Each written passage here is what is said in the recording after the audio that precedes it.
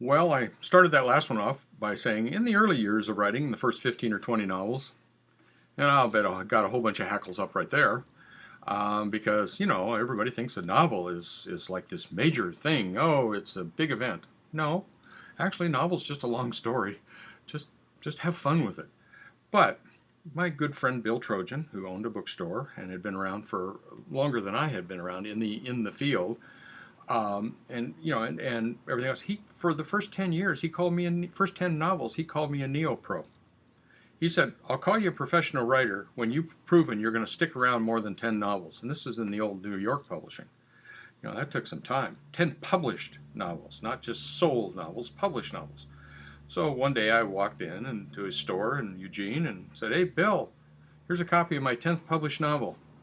Signed to you. Am I a pro now?" And he said, "Yep, you made it." The reason that Bill said that is because what we're talking about here in this originality workshop is one of the major things that just weeds out thousands and thousands of writers and aspirants, as Heinlein says. They don't ever get over what they were taught. They don't ever change to become a professional writer. They don't have the stamina, or they discover how hard it is and go, "Oh, that's enough," or they make novels into these monster things in their heads that they're not. A novel as an event. No, it's just not. It's just a long story. It's a long short. If you have trouble writing short stories, well, then, novels may not be for you, because short stories are just stories. Novels are just stories. They're just a little longer. That's all. There's not a lot to them. I do an entire plotting workshop on plotting, but it's still, the plotting workshop is more to get you past the fear of writing something big, big with capital letters, big. Well, part of all of these fears early on, for all of us, again, folks, I was no exception. I didn't get born from the head of Zeus. I wasn't, anything special. For heaven's sakes, I sold my first short story in 1975, and I spent the next 7 years rewriting everything into pablum and couldn't sell another story. Even though the first two short stories I sold in 1975, I didn't touch them. They were first drafts, just boom, right out the door.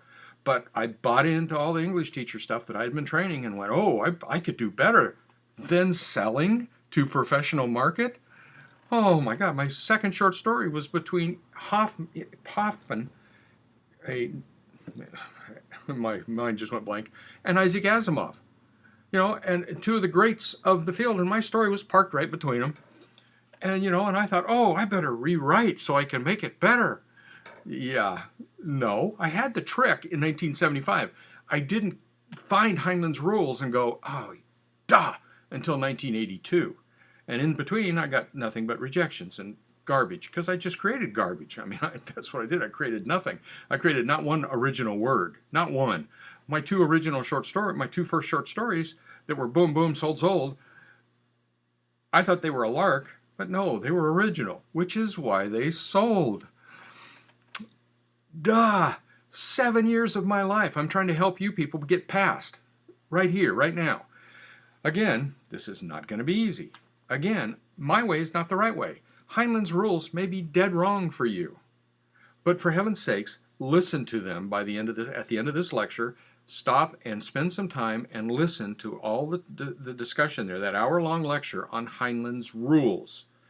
Because what that will do, more than anything else, is help you understand why you're maybe not writing and not finishing. Number one rule is you must write. Number two, you must finish.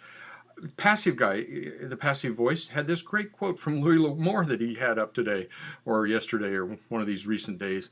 Louis L'Amour said, "You have to start writing anything because water doesn't flow until you turn the faucet on." Well, professional writers have learned that. We've learned that we just start writing into the dark, off and on, quit planning, quit all that stuff, and just go, "Here we go."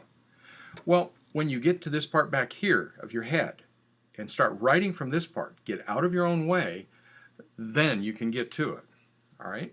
So, I was, excuse me here, going to go down into a couple of examples of sentence by sentence. And Chris and I spent this last 4 days off and on, usually at lunches, talking about how I could actually, like in the depth workshop. The depth workshop, I actually give you examples sentence by sentence. of how we could do that. And we decided that anything I would do would fit maybe one other person out of 12. That's the problem with originality here. She said, so we decided to come back up to the surface here on this and talk about some of these problems that get in our way. Well, the biggest problem, of course, is rewriting, because rewriting comes from right cheer. This is where you have to stay to be original. There isn't an original word in that critical voice. So let's talk about some of the problems that critical voice causes. And what are some of the myths about it? And I'll make some of you more uncomfortable here as we go along again. I apologize for that, but it's the nature of this kind of learning. And you can take and pick. But if you're resisting against something, going, ask yourself. The key with this workshop is you've got to check in with yourself and say, because originality is a very personal thing. You need to check in with yourself and say, where is that belief coming from? Okay? So, I'll be right back again with a couple things here about why you know you're having critical voice issues and how to get past them.